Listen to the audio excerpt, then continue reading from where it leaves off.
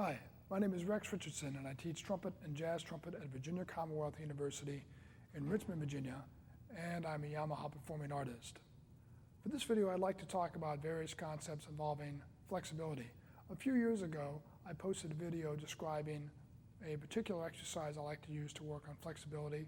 It involves just three notes in the harmonic series, and it's something you can use practicing with a metronome, this sort of an exercise.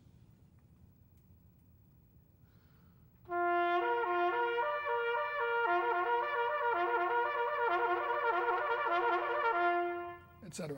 You can also take it on the high register, like so.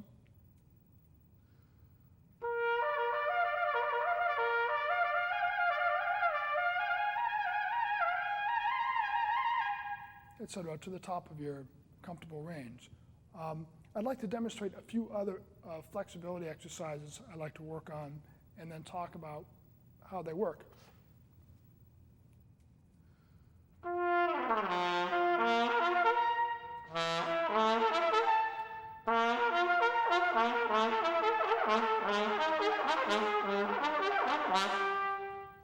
I find it's very useful to be able to move from the bottom range to above the staff at high velocity. This is something I work on, trying to get as much smoothness as possible to slow tempo. Again, all this stuff can be done on the metronome. One of the problems we face a lot of times is just performing simple octaves. It's amazing how difficult it can be sometimes on a brass instrument. Take that passage, one of the passages from Charlier's famous second etude.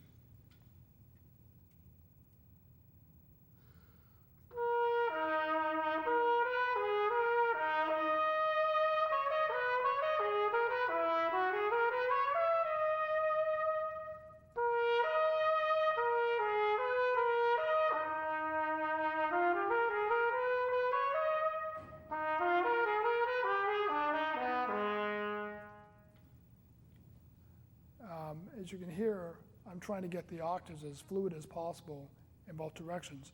Lots of times, training for this with velocity can be very useful.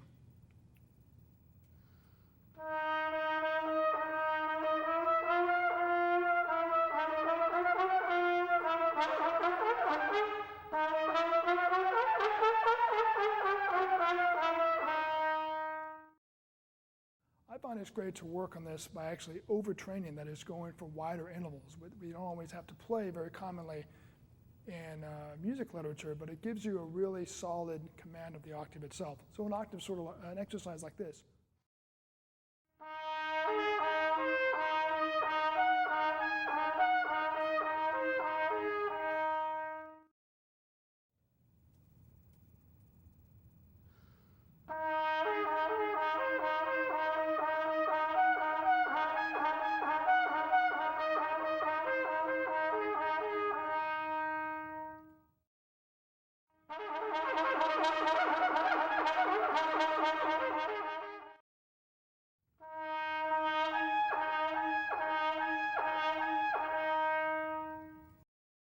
Again, many times I'll miss one of those when I'm practicing them.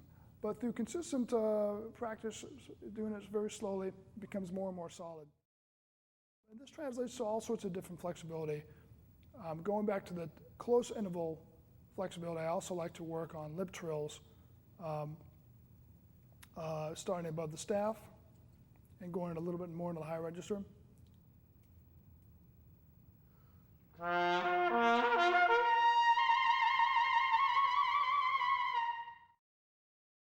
Anyway, these are some ideas I think you can keep in mind in terms of working on your flexibility.